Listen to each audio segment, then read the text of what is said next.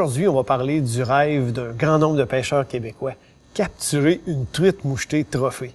Hein? Là, on a tous dans notre tête là, un mâle avec le bec en crochet, puis la bédaine rougeâtre. Là. C'est un des plus beaux trophées de pêche sportive qu'on peut capturer.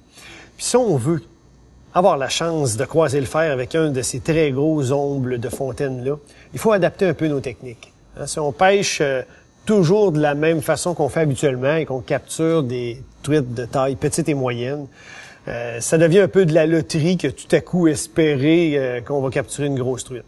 Si on vise ces spécimens-là de 3 livres, 4 livres, 5 livres et plus, il faut vraiment adapter nos présentations à ça. À partir d'une certaine taille, les truites mouchetées mangent de moins en moins d'insectes et de plus en plus de petits poissons.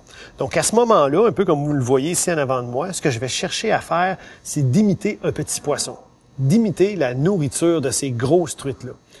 Puis, les 3 principales options qu'on a pour faire ça sont devant moi. La première, ici, une cuillère ondulante, étroite. Celle-là, c'est une William Darty. Il en existe quand même plusieurs modèles sur le marché, mais elle, pour moi, elle a fait ses preuves. C'est une cuillère. L'avantage de la cuillère par rapport aux 2 autres présentations, c'est qu'on peut l'avoir de beaucoup plus loin.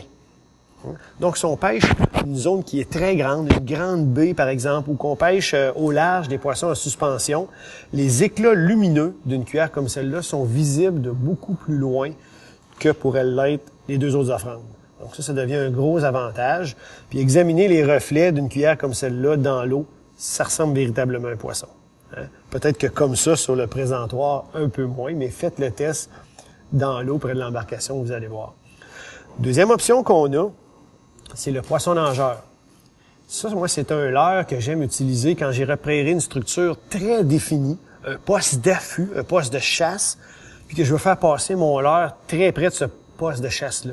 Hein? Mon leurre n'a pas besoin d'être repérable de loin, je vais le faire passer près du poisson.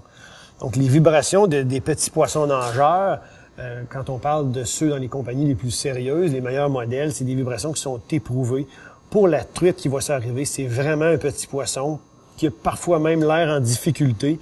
La truite va sortir de son poste d'affût puis va venir attaquer le poisson nageur. C'est particulièrement efficace les journées venteuses. Chose aussi que j'aime faire dans les secteurs sablonneux ou rocailleux, c'est de faire en sorte que le poisson nageur touche le fond de temps en temps. Ça aussi, c'est très, très bon.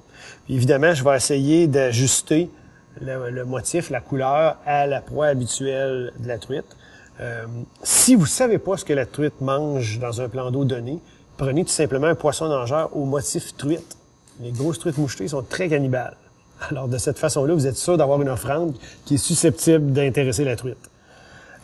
La troisième option, le streamer tandem, je le prends tandem, je prends 2 hameçons plus gros parce qu'encore là, je vise une grosse mouchetée. Celui-là, c'est un modèle qu'on appelle la Black Nose Dace. C'est un classique qui imite un mené commun. Dans le cas des streamers, ce que j'ai remarqué, c'est que j'avais du succès avec ça dans les conditions difficiles. Hein?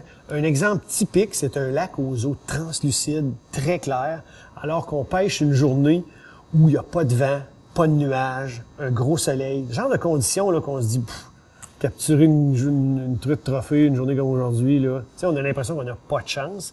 Mais dans ce genre de conditions-là, puis je peux pas vous dire exactement pourquoi. Peut-être parce que tout simplement parce que la présentation est plus subtile, mais j'ai beaucoup de succès pour la grosse mouchetée avec des streamers à ce moment-là. On pourrait évidemment l'utiliser avec une canne à moucher, mais comme parfois j'avais utilisé les 2 autres avant, j'ai en main une canne lancheté léger. Je vais installer au bout mon streamer, puis je mets 2 ou 3 plombs ronds, 30 à 36 pouces en avant, pour pouvoir faire descendre mon streamer un peu. Puis je m'assure avec la pointe de ma canne à pêche là, de donner des petites saccades, hein, pour avoir une espèce d'effet pulsatif sur les poils de la mouche. Ça lui donne vie, ni plus ni moins. Puis, vous allez réussir à sortir de très grosses mouchetées en passant de cette façon-là dans des circonstances en apparence difficiles. Donc, pour 2015, c'est ce que je vous souhaite. Une superbe mouchetée trophée et qui sait, peut-être avec une de ces offrandes-là. Bonne pêche, à la prochaine.